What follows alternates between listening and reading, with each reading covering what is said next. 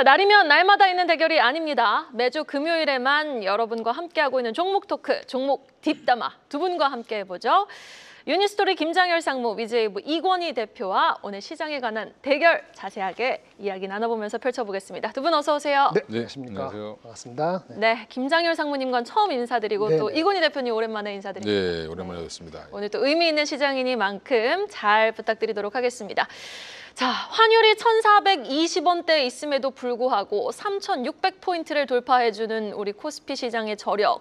이제 공식이 통하지 않는 시장인 것 같습니다. 오늘 시장에 대해서 먼저 이야기 나눠봐야 될 것 같은데요. 김장열 상무님, 네. 이렇게 공식이 통하지 않고 반도체로 수급이 쏠리는 시장 어떻게 보셨나요? 공식이 원래 무엇이었을까요? 환율이 높으면 지수가 주춤하다 이런 일단 공식. 환율이 만약에 우리 흔히 얘기하는 일반적으로 미국하고 한국하고의 관세 협상이 지지부진해서 그것 때문에 우려다 하면은 그것이 진짜 우려면 이 정도가 아닙니다. 아마 1,500억은 이미 돌파했을 거예요. 지금은 한미 협상은 어쨌든 간에 시간이 가면 갈수록 해결이 될 수 있지 않을까라는 쪽에 조금이나마 무게중심이 있는 상태에서 시간을 버는 상태이기 때문에 그래서 환율이 영향을 안 미치는 거고요. 그 다음에 최근에 엔화가 엔저가 되고 있고 그 다음에 달러 자체가 다시 강세가 되고 있는 그런 거 효과까지 있어서 지금 1,420, 30에서 내려오고 있지 않은 거기 때문에 1,370, 1,430 안에 있다 그러면은 시간이 지나기만을 기다리는 형국이기 때문에 공식 그 환율 때문에 내려가는 공식이라고 하면은 그거는 지금은 맥히지 않고 있다. 그러면 본원적으로 AI, 반도체 여기만 초점 맞추면 되겠습니다. 네, 알겠습니다. 글쎄요. 이제 워낙 시장이 반도체로 수급 쏠림 현상이 심하게 두드러지게 나타나고 있으니 오늘 방산주, 금융주, 바이오 쪽은 좀 쉬어가는 모습이 역력하게 나타나고 있는데 이렇게 반도체 치우침 현상 계속될 거라고 우리 대표님은 보고 계십니까? 이게 항상 계속 될 것 같죠, 지금 보면. 네, 근데 또 이제 쉬었다 가겠죠. 네, 반도체도. 네, 그렇죠. 쉬었다 갈 가능성이 있고. 근데 이제 큰 흐름으로 보면 이제 추세는 나오고 있다라고 보고 있습니다. 그래서 5거래일 동안 쉬면서 그동안 이제 미국 시장에서 반도체 관련 종목들이 올라가는 걸 봤던 그리고 이제 마이크론의 급등이라든지 이런 것들까지 같이 이제 한꺼번에 반영이 되다 보니까 지난 이제 10월 1일 날 거래 이후에 지금 거래가 되는 거기 때문에 그때 이제 한번 좋았던 기억들, 그다음에 3조 1,000억 이상의 이제 매수가 들어왔다가 3조 1,000억이 2000년 이후로 처음이거든요.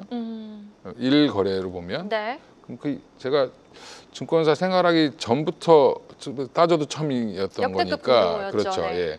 오늘도 벌써 6천억 이상을 사고 있죠. 그 얘기는 외국인들이 들어오는 거는 지금 외국인들이 들어오면서 오히려 환율이 지금 떨어지고 있는 모습이 보일 정도로 결국엔 당분간 이제 반도체가 시장을 주도하는 거는 기정사실화돼 있다고 보시면 되는데 그렇다고 해서 오늘 이렇게 오르면 내일도 이렇게 오를 거냐라는 기대는 하면 안 된다. 그러니까 이제 한 번에 반영을 했으니까 내일부터는 조금 좀 다음 주부터는 좀 차분해질 가능성도 있습니다. 근데 이게 차분해진다고 해서 하락한다는 게 아니라 조정을 받으면서 다시 올라가는 형태가 나올 가능성이 있다. 추세 상승은 이제 나왔다라고 보는 게 맞지 않나 이렇게 생각하고 있습니다. 네, 알겠습니다.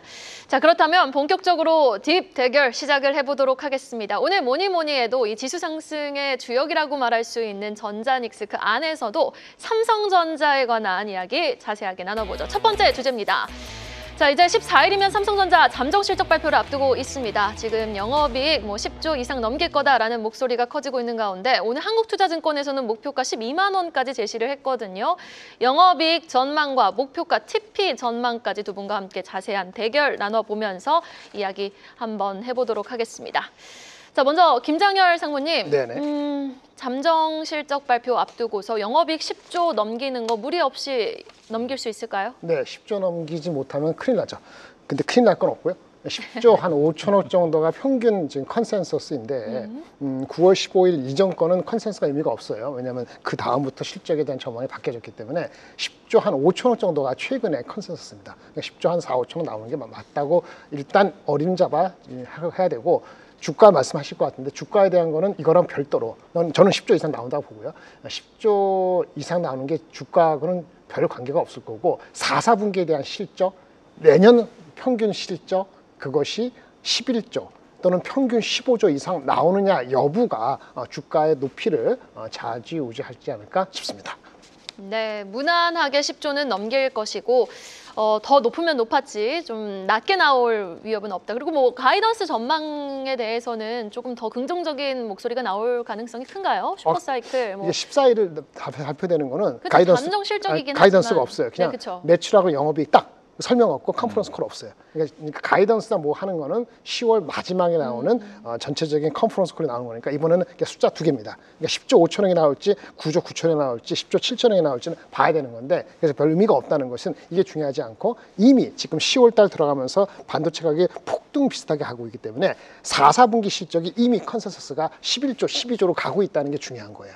주가가 올라가는 건 10조 5천억 때문에 주가가 올라가는 게 절대 아니고 AMD 오픈AI 포함해서 그런 것들 그다음에 낸드, HD 이런 것들이 어우러져서 4분기에 대한 실적에 대한 전망이 보통 4분기가 3분기보다 낮아지거든요. 보통은. 근데 이번에는 그럴 리가 없다. 아마 11조, 12조 이렇게 나올 수 있다고 보기 때문에 주가 가는 거예요. 그래서 4분기에 대한 실적에 대한 전망은 몇 주 뒤 10월 마지막 주까지 기다려야 됩니다.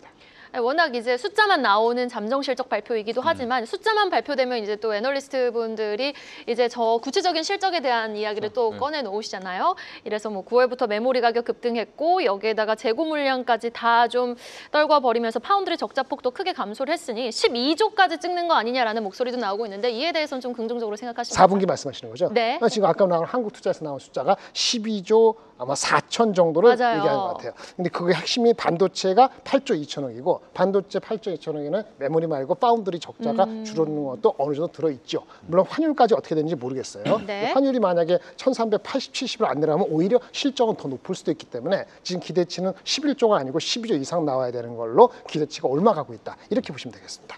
알겠습니다. 12조까지 지금 이야기가 나오고 있는 상황 속에서 이건희 대표님 네. 조금 부정적이십니까? 부정적인 아니라 좀 10조 안 나왔으면 좋겠다. 오, 왜요? 그래야 살 기회를 또 주지 않을까? 이번에 또 주춤하면서 마지막으로 좀 살 기회를 줄 수 그렇죠. 있다. 지금 없는 분들 지금 오늘 약간 포모 현상 나올 가능성이 있는데 주변에 이제 많은 분들이 6만 원대 있던 거 팔아가지고 잘 팔았다 생각했는데 네. 예, 5만 원대까지 빠졌을 때는 아주 잘 팔았다 생각했는데 보니까 지금 막 9만 원 가니까 또 이제 내가 그걸 왜 팔았을까? 그러니까요. 뭐 이런 생각 하시잖아요, 다들. 그러니까 이제 그러면 주식은 내가 뭐 싸게 팔고 비싸게 살 수도 있어야지. 사실은 이제 투자의 판단이 달라진 거잖아요. 그래서 이제 애널리스트들도 5만 원대는 아무도 좋다는 얘기 안 했습니다. 네. 근데 지금 이제 좋다는 얘기 막 하기 시작하죠. 네. 예, 결국에는 별 차이는 없다라고 보면 내가 살 수 있는 기회를 한번 줬으면 좋겠다라고 개인적으로 바람이 있고요.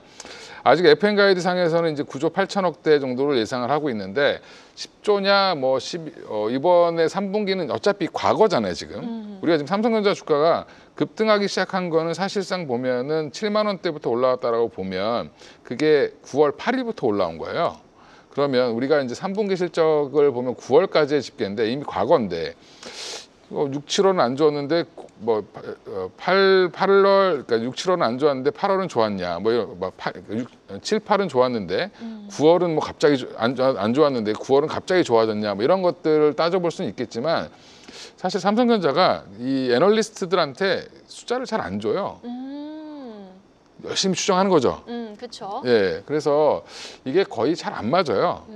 그래서 지금 가이던스들 나오는 거 보면 조금 오버페이스한 거 아닌가라는 생각도 좀 들고. 네. 근데 이제 물론 10조가 넘게 나오면 좋겠지만 갖고 계신 분들은 안 갖고 계신 분들을 위해서 좀 10조가 좀 안 나왔으면 좋겠다. 뭐 이런 정도로 말씀을 드리겠고 중요한 거는 그거보다 삼성전자가 그동안 안 좋아서 빠졌던 모든 이유가 지금 정반대로 바뀌고 있죠.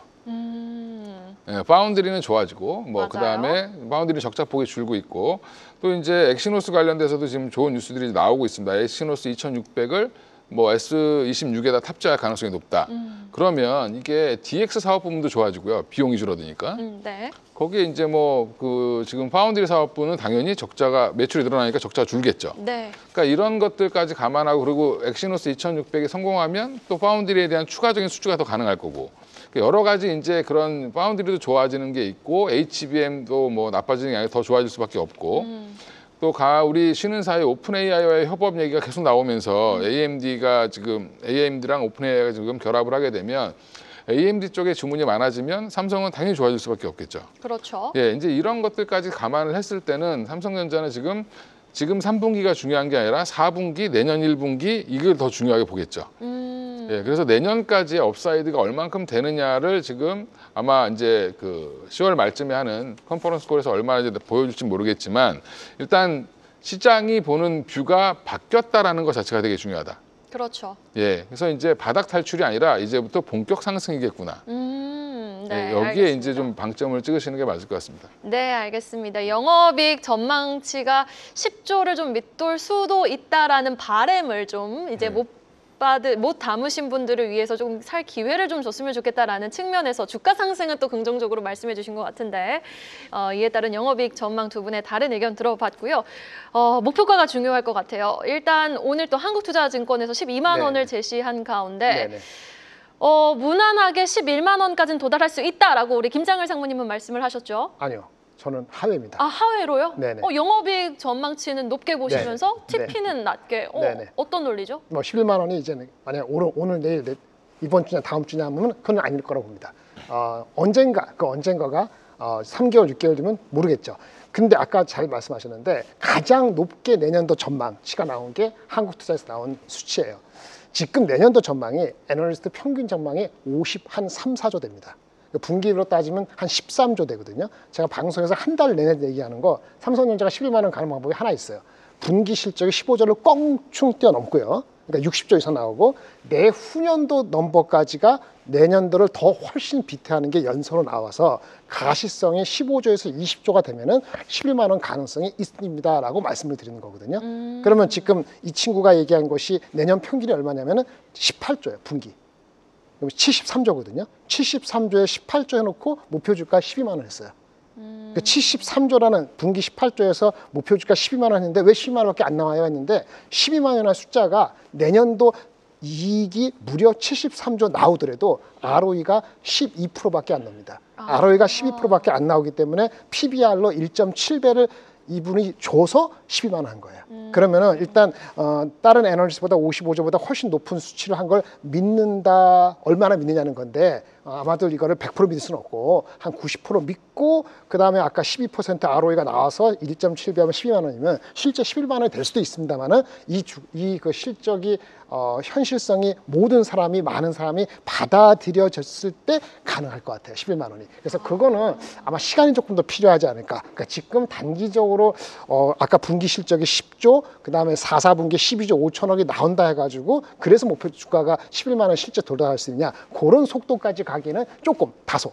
그다음에 ROE 측면에서 좀 부족하다라는 게 제 판단입니다. 절대적인 숫자를 봤을 때 ROE 측면에서는 조금 더 내러티브가 확실하게 형성이 되거나 아니면 추가적인 호재성 뉴스가 나오면서 확실한 분기 실적으로 확인을 시켜줘야지 목표가 TP도 11만 원 상향이 돌파가 가능하다라고 말씀하신 거죠. 대부분 사람들 70조 이상을 컨센서스가 잡히면은 네. 이게 한 사람이 아니고 그러면 11만 원이 눈에 들어올 거예요. 네. 근데 그것이 잡히기에는 아마 10월, 11월, 12월 갈 때 단기적으로 그렇게 찍기에는 조금 무리가 있습니다. 변수가 하나 있습니다. 11만 원 이하를 보고 있지만 변수가 있는 거는 환율입니다. 환율이 만약에 원화 환율이 갑자기 우리 타결이 잘 돼서 네. 외국인이 사지 특별히 뭐 3조, 5조 안 사더라도 환율 자체가 1370, 60은 내려갈 것 같으면 외국인이 더 사게 되거든요. 그러면 이제 밀려서 삼성전자뿐만 아니고 하이닉스까지 해서 삼성전자 뭐 11만 원, 하이닉스 55만 원. 쉽게 11 곱하기 5, 11만 원, 55만 원이 비슷한 거 나올 수 있어요. 근데 그 환율이 1350, 60 이런 게 된 게 아니라면은 단기적으로 그렇게까지 하기에는 지금 우리가 알고 있는 AMD, 뭐 엔비디아 이것만 가지고는 더 끌어올리기는 쉽지 않다. 이렇게 말씀드리겠습니다. 네, 알겠습니다. 우리 이건희 대표님은 TP 11만 원 상향 돌파도 가능하다라고 보셨는데 네. 지금 김장열 상무님에 대한 의견, 김장열 상무님이 제시해 주신 의견에 대해서 좀 반박이 필요해 보이는데요, 그러면? 그러니까 이제 분기당 실적이 이제 뭐 13조 이상, 뭐 14조 이렇게 얘기하셨는데 일단 지금 숫자에 매몰되면 안 된다. 저는 이제 이런 관점인데 네. 무슨 말이냐면 제가 이제 애널리스트 출신이 아니다 보니까 그럴 수도 있는데 삼성전자가 한번 추세를 타면 사실은 올라올 때 최장 2년 올라갈 수도 있습니다. 2년 동안 쭉 우상향을 그릴 수 있다라는 예, 말씀이시죠? 그렇죠. 예, 그래서 보면 최근에 이제 한 10년간의 평균을 보면 올라올 때 한 2년 올라오고 또 한 1년 쉬고 이런 과정을 좀 반복을 했는데 중요한 건 지금 환율이 1,420원대인데도 외국인들이 사죠. 외국인들 맞아요. 입장에서는 지금 되게 싼 겁니다. 네. 근데 이제 환율이 만약에 떨어진다라고 하면 오히려 올라간 문제가 되겠지만 떨어지면 더 사겠죠. 아까 이제 김정은 상무님도 말씀하신 네. 것처럼 근데 지금 이게 단기간에 그러면 11만 원을 갈 수 있냐? 저는 연내에도 가능하다. 오, 연내에도 11만 원 돌파 예, 가능하다. 어차피 가이던스라는 건 기대치죠. 음. 예, 기대치인데 우리가 지금 그동안 기대 안 했던 부분들을 계속 상향하고 있는 중인데 애널리스트가 목표가를 상향한다는 것 자체는 그럼 한국투자증권에서 얘기한 거를 기준으로 보면 그거보다 더 세게 부를 수 있는 애널리스트도 나올 수 있는 거고 그렇죠. 그럼 이제 가이던스가 점점 높아진다라고 하는 거는 그만큼 밸류 부담도 적어지고 지금 하이닉스 대비해서 봤을 때는 밸류 굉장히 싸죠. 정확히 얘기하면 삼성전자가. 예, 그런 것까지 감안하면 만약에 HBM 시장이 어떻게 되느냐에 따라도 달라지겠지만 아까 이제 하이닉스가 갖고 있지 않은 파운드리가 얼만큼 빨리 살아나느냐도 되게 중요한데 물론 이제 그게 올해 안에는 아마 좋아지기 어려울 거고 내년 정도 돼야지 아마 좋아지는 흐름이 보일 텐데 흑자 전환 얘기가 나올 텐데 그게 조금 더 땡겨진다든지 아니면 그 사이에 이제 뭐 추가 수주가 나온다라고 이게 가정이 되면 생각보다 빠르게 11만 원을 돌파할 가능성도 있다. 올해 안에 예, 뭐 좀 가능성이 있다. 더 부르고 싶은데 욕하실 수 있으니까 나중에 못 가면 예, 그래서 저도 왜요? 국민주인데. 그래서 방어 차원에서 더 갈 수 있다 이 정도로 예. 충분히 업사이드가 열려 있다라고 예, 말씀해 주셨는데 그렇죠. 저는 사실 김장열 상무님 의견에 좀 궁금한 게 아까 시장에 대해서 1,420원이나 돌파했는데 지수가 이렇게 올라요. 왜 이러죠?라고 여쭤봤잖아요. 네네. 근데 한미 협상 잘 타결될 거라고 베팅을 하는 것 같습니다. 환율이 좀 떨어질 수 있을 거라고 보는 것 같습니다. 시장에서. 네네네. 그렇게 말씀하셨는데 네. 삼성전자가 목표가 11만 원에 도달할 수 네. 있는 거는 이제 환율이 키를 쥐고 있다라고 말씀을 그러니까 해주셨어요. 제가 말씀드린 아까 애널리스트 포캐스트가 내년도에도 네. 환율이 1,420으로 포캐스트를 하지는 않았을 겁니다. 아, 그렇죠. 그러니까 당연히 1,370으로 하면은 목표 실적 전망치는 낮아지는 게 맞아요. 네. 그런데 동시에 외국인이 들어오는 게 맞죠. 네. 그러니까 실적은 전망은 이렇게 올라가다가 약간 내려가더라도 주가 전망은 계단식으로 확인하면서 올라갈 거예요. 계단식 아까 말씀 환율이 결국 들어오면은 계단식으로 이번 달 10월, 11월, 12월이 아니고 내년 1, 2월에 올라갈 수도 있어요. 있는데 지금은 실적에 대한 기대치를 땡긴 거고 환율에 대한 기대치는 기다린다. 웨이트이기 때문에 그 분기가 언제 될지 대표님 말씀대로 오래될 수도 있지만은 제가 보기에는 해는 넘길 것 같다는 생각이 드는 거고 여러 가지 내러티브는 좋은 실적에 대한 내러티브는 이미는 아니지만 한 10만 원 갔을 때 대충 다 반영이 돼 있다라고 보여주는 건데 환율에 대한 거 어디까지 볼 것이냐 환율이 만약에 3% 5% 내려가면은 3% 5% 이렇게 내려가면은 네. 그러면 아마 외국인이 지금까지 52% 샀으니까 외국인이 삼성전자 샀을 때가 56%까지이기 때문에 그거를 대성하면은 아마 한 5% 10% 더 올라갈 수 있을 겁니다. 그러면 아마 90만 원 갔던 것이 10% 더 올라면 11만 원 칠 수도 있어요. 근데 아닐 수도 있거든요. 그래서 제가 그렇게 말씀을 드리는 거고 아까 네. 좋은 얘기했는데 3년 연속으로 하면 흑자가 이게 삼성전자가 올해 30조거든요. 흑자가 네. 내년에 지금 60조 70 나왔잖아요. 70 네. 나왔잖아요. 내후년까지 내년에 70 나오고 내후년도 80조 나오면은 그러면 게임 끝이에요. 그러면 내년도 초하고 중반하고도 달라집니다. 그래서 아마 올해 말 내년 초 이전에 11만 원 되기 전에 그럼 11만 원 되느냐 못 몇 달 기다리는 게 아니고 내후년 넘버까지 계속 보인다 그러면 그게 뭐 9만 5천 원에도 사야 되겠지. 근데 그 판단 자체가 지금 하느냐 나중에 연말에 하느냐 이거에 달려 있어. 네, 알겠습니다. 그러면 우상향 추세, 삼성전자의 올해 안에 꾸준한 우상향 추세를 예단해 주신 이건희 대표님께 네. 반도체가 이렇게 계속 잘 가면 수급 쏠림 현상이 나타날 수밖에 없는 거잖아요. 오늘 우리 시장도 체감 지수로는 확실히 하락 종목 수가 더 많습니다. 이런 시장이 계속 연말까지 이어질 거라고 보십니까? 연말까지는 이어지는 않을 걸로 보고요. 네. 일단 포머가 온 거죠. 포모. 그렇죠. 반도체 포머. 내가 반도체가 안 갖고 있는 없으면 분들은 안 되겠다 싶으시고. 예, 제가 아침에 이제 개장 방송하면서 봤는데 네네. 예, 30분 사이에 엄청나게 많은 종목들을 팔고 음, 일로 넘어가는 것들을 보이는데 지금 제가 올해 연내 11만 원 얘기하는 것도 개인들이 거의 산 게 없어요. 그러면 사실 예전에 이제 삼성전자 9만 원 돌파했을 때 그 9만 원을 찍으신 분이 아마 이 방송 보시는 분 중에 한 분 있으실 수 있습니다. 네. 예, 그게 무슨 말이냐면 우리가 이제 객관적으로 보면 올해 한 뭐 삼성전자 한 10만 원 근처 가면 거의 이제 밸류에이션 상으로 딱 적당하다 이렇게 봤을 때 네. 11만 원은 누가 만드냐면 늦게 들어오신 분들이 만들거든요, 항상. 맞아요. 예, 그러니까 그런 부분들까지 감안을 했을 때는 이게 포머가 오늘 지나치게 발현이 되면서 악재가 없는 종목들도 팔고 지금 다 지금 반도체로 가고 있는 상황이고 그 무겁고 욕하던 한미 반도체가 오늘 15% 갔습니다. 네. 예, 그 얘기는 더 이상 이제 우리의 그동안 생각이 잘못됐구나라고 생각하고 옮겨가시는 분들이 지금 많은 거예요. 그게 개인만 그런 게 아니라 지금 기관들이 더 심한 겁니다. 포트에 내게 이게 없으면 안 되기 때문에 다 넘어가는 건데 그리고 또 공매도 천원 물량들이 있으면 빨리 정리해야죠. 그렇죠. 예, 이런 것들이 한꺼번에 이제 반영이 됐다고 생각하시면 되고 이게 그럼 내일도 이렇게 삼성전자가 5% 올라갈 거냐? 그러지 않겠죠. 당연히 좀 쉬었다 갈 가능성도 있고 여기서 이제 또 일부 차익 실현 매물들도 나올 거고 그 과정에서 이제 그동안 쉬었던 종목들이 좀 올라가는 현상이 좀 나올 걸로 보이는데 중요한 건 오늘 올라가는 모든 종목이 전력 인프라와 그다음에 반도체입니다. 맞아요. AI. 예, 그냥 AI의 키워드에 포함되어 있지 않은 종목들은 다 빠지고 있다. 네. 뭐 이렇게 생각하시면 되니까 근데 그렇다고 그게 계속 지속될 거냐? 그러진 않겠죠. 예, 그렇습니다. 네, 알겠습니다. 이렇게 삼성전자 영업이익 전망 및 TP에 대해서 자세한 이야기 딥담화를 통해 확인해봤고요. 이어서 두 번째 주제 화면을 통해 만나보겠습니다. 자, 반도체로 수급이 쏠리니 오늘 K방산주들 일제히 쉬어가고 있습니다. 단순 지금 반도체 쏠림 현상 때문이라고 봐야 되는 건지 아니면은 당분간은 조정을 염두에 둬야 되는 건지 그리고 이 조정을 통해서 어떤 우리가 또 종목을 매수해 봄직한지 두 분의 방산주 탑픽 종목 바로 공개해 보도록 하겠습니다. 먼저 김장열 상무님은 한화 에어로스페이스 그리고 이건희 대표님은 전차에 특화된 현대 로템을 또 탑픽 종목으로 제시해 주셨는데요. 궁금합니다. 일단 한화 에어로스페이스 시총 5위까지 또 등극을 하면서 정말 활약을 대단하게 펼쳤는데 네네. 이렇게 조정이 나올 때마다 대장주 담아야 된다라는 말씀이십니까? 오늘 담아도 괜찮아요. 지금 담아도 괜찮다. 괜찮고요. 다만 이게 오늘 많이 빠지니까 좀 용기를 내서 말씀드리는 건데 사실은 그 주말에 주중에 쉴 때 반도체 올라가는 거 훤히 보이잖아요. 그건 당연히 2차 전지하고 방산하고 이런 주식이 빠지는 겁니다.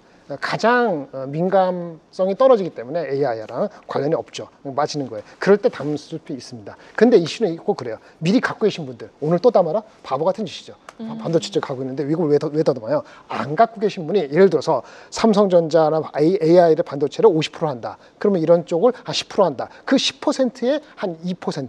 10%, 20%, 한 2, 3%는 오늘 같은 날 담을 수 있다. 그렇게 얘기를 들으셔야 돼요. 이미 이 주식을 꽉꽉 갖고 있는데 오늘 더 사라고? 그건 바보 같은 짓이에요. 그런데 대장주라는 게 중요해요. 밸류에이션은 우리나라 주식이 뭐냐면은 밸류에이션의 PER이 20배가 깨지면은 그런데 성장이 지속돼. 그러면 언젠가 돌아가요. PER 20배가 중요하고요. 25배를 넘어가면 새로운 영역에 가거나 오버하거나 둘 중에 하나예요. 이게 새로운 영역으로 가는지 오버하는지 판단을 할 때가 PER 25배인데 지금 지난 주말에 우리 하기 전에 PER이 지금 이 주식이 오늘 빠지기 전에 20배 왔다 갔다 합니다. 내년 기준으로. 그런데 이제 오늘 이제 5% 이상 빠지잖아요. 네. 그러면 20배 이하 떨어지니까 조금 더 빠질 수 있겠죠. 그러면 분할해서 들어갈 수 있는데 비중은 반도체 대비했을 때 뭐 6분의 1, 10분의 1을 줄여서 그나마 방산을 할 때는 대장주를 사는 게 낫지 않을까라는 게 하나 에어로스페이스의 대장주고 또 하나 중요한 거는 딱 말씀드리는 게 대장주로 무조건 가는 게 아니에요. 솔직히 오늘 대표님 나왔었습니다만 현대로템도 괜찮고요. 저는 개인적으로 만약에 대장주를 안 왔으면 한국항공우주도 괜찮아요. 근데 한국항공우주와 하나 에어로스페이스의 공통점이 뭐냐면은 미국 향 수출이 리레이팅의 변수로 숨어 있다. 대기하고 있다는 겁니다. 우리가 어디에 팔죠? 유럽에 팔고 폴란드에 팔고 뭐 중동에 팔고 이러잖아요. 그거 말고 미국의 자주포 우리 그 K9 그다음에 미국의 화약 그 추진용 화약 이거 진출 가능성이 지금 살금살금 나와서 올해 말 내년도에 대기하고 있거든요. 이거를 감안한다면 PER이 20배 이하 갔을 때 차근차근 접근하는 그런 기본적인 자세가 맞다라고 저는 보고 있는 것입니다. 네, 알겠습니다. 미국 육군과 자주포 현대화 사업을 추진하면서 되려 조금 더 모멘텀이 쌓여갈 수 있다. 한화 에어로스페이스. 그런데 현대로템의 리스키한 요소는 있는 거예요? 거기도 리스크가 있지는 않아요. 다만 밸류가 거기가 특별히 더 싸진 않아요. 주가가 많이 올라와서. 좋은 주식이고 다만 현대로템 같은 건 더 제가 설명하시겠습니다. 폴란드 말고 다른 지역의 판매 그것이 언제 오느냐는 건데 그것이 빨리 오면은 그쪽이 또 주가가 갈 수도 있는데 그런 게 좀 선반영된 측면이 있는 것 같아요. 근데 오늘은 어차피 같이 빠지니까 네. 별 의미는 없고요. 그래서 모멘텀의 차이에서 현대로템이 최근에 외국인 지분이 올라온 것도 긍정적인 하는데 오늘 하나에어로스페이스 많이 빠지기 때문에 밸류에이션상으로 그다음에 아까 미국에 대한 모멘텀을 봤을 때는 잠깐 1, 2개월 쉬더라도 결국은 돌아온다면 방산해서 이런 종목 정도를 하나 정도 한 포트에 넣는 것이 괜찮다. 이렇게 말씀드리는 겁니다. 현대로템도 리스키한 요소는 없지만 그래도 모멘텀적인 요소를 봤을 때 그동안 주가의 랠리를 봤을 때는 하나 에어로나 한국항공우주를 주목해 보는 것이 좋다라고 말씀해 주셨는데 반박이 필요해 보입니다. 이건희 대표님. 뭐 좋죠. 좋은데 이제 일단 별 의지 없으신 거 아니죠? K9 자주포 잘 팔릴 거라고 생각하고 있고요. 근데 지금 롯데 로템의 K2 전차도 같이 이제 팔리죠, 대부분. 이제 라인 자주포 가져가는데 로템 안 가져가는 경우는 거의 없는데, 그렇죠. 예. 지금 근데 폴란드 2차 계약분이 이제 반영이 다 됐죠. 실적에는 어떻게 보면 네. 주가에는 거의 다 반영이 됐다고 보고 있고, 여전히 근데 밸류에이션이 하나 에어로스페이스보다 조금 쌉니다 이제. 예전에 많이 쌌는데, 네. 예, 조금 아직 싸. 그동안 많이 올라왔다는 그래도 좀 싸고요. 또 하나가 이제 이쪽 항상 현대로템을 눌렀던 게 뭐였냐면, 이제 전차 관련돼서 전차가 아니라 이제 경전철, 그다음에 기차 관련돼서 열차 관련돼서 이런 것들이 이제 철도 사업 관련돼서 조금 좀 이제 밸류에이션을 까먹는 요소가 됐었죠. 근데 이제 이 밸류에이션 까먹는 요소들을 조금 이제 회복되고 있다. 이제 해외 수출도 많이 늘어나고 있고, 미국 여기도 마찬가지로 이제 아까 이제 미국 K9 자주포 말씀하셨는데 여기는 네. 미국에다가 지금 철도 시장 진출을 위해서 공장을 좀 짓고 있습니다. 그래서 지금 이게 25년도 공장 준공 예정이니까 조만간에 준공이 돼요. 그럼 이제 미국의 철도 산업이 지금 보면 굉장히 규모가 큰데 사실은 이제 화물 열차 위주로 다니고 있어요. 다니고 있는데 그게 속도가 16km, 20km가 안 돼요. 되게 느리게 가네요. 네, 근데 이제 철도 하나, 열차 하나가 끌고 가는 이제 그 컨테이너 박스를 담겨 있는 게 한번 지나가면 한 15분 기다려야 된다 그러더라고요. 예, 길면 1시간도 기다리고, 네네. 예, 느리게 계속 지나가니까. 예. 그래서 철도 건널목 사고가 많이 나는 이유가 거기 있는 건데, 그렇군요. 네. 지금 이제 그쪽으로도 진출을 지금 하고 있고, 뭐 유럽 시장이라든지 이쪽도 계속 진출하고 있는데, 그쪽이 플러스만 조금 더 난다라고 하면, 사실은 밸류에이션 좀 더 줘도 된다라고 보고 있고, 네. 예전에 이제 현대로템이 왜 그 우리나라 지하철부터 KTX까지 다 만드는데도 돈을 못 벌었냐면 정부 발주기 때문에 대부분 뭐 영업이익률, 마진율이 1%, 2% 네. 뭐 이렇게밖에 안 받았기 때문에 그런 겁니다. 근데 이제 좀 제대로 좀 받으면 좀 좋아지겠죠. KTX도 이번에 다 한번 딱 바꿔야 되는데 네. 이런 것도 있고 이제 중요한 거는 이제 그래서 K2 전차 얼마나 팔릴 거냐. 그게 제일 핵심인 것 같아요. 핵심이죠. 네. 핵심인데 지금 뭐 폴란드양 열심히 만들고 있는 중인데 들려오는 얘기에 의하면 루마니아가 계속 입지를 했었는데 네. 사실은 발표가 안 나오고 있죠. 계속 미뤄지고 있어요. 네, 근데 루마니아도 지금 조만간에 할 가능성이 높다라고 지금 다시 한번 또 언론에 나오고 있는데 조심스럽게 네. 한 9조에서 한 10조 정도 규모가 될 가능성이 있고요. 거기에 지금 지도새도 모르게 페루랑 또 계약을 했어요. 근데 페루랑 한 거는 금액이 공개가 안 됐습니다. 규모랑. 네. 예.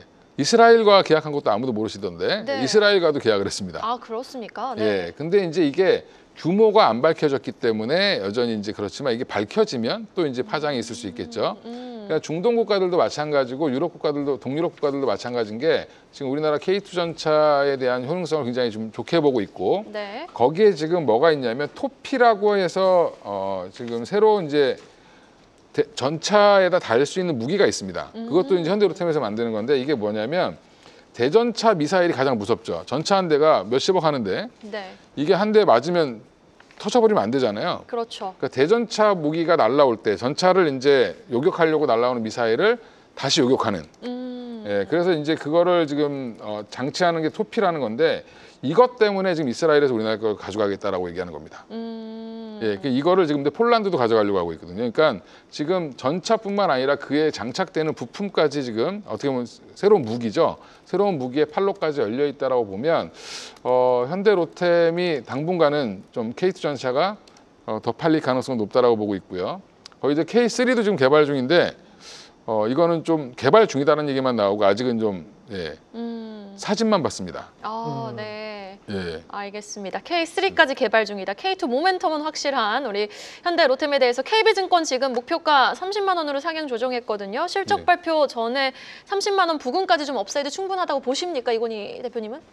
실적 발표 전까지 가기에는 조금 부담스러울 수 있는데 올해 안에 아마 수주 계약 하나 나오면 아, 그 실적보다는 충분히, 예. 추가적인 수주 계약. 추가적인 수주가 나오면 오히려 그때는 한 뭐 28만 원 아니면 30만 원 근처까지도 갈 수 있겠죠. 예.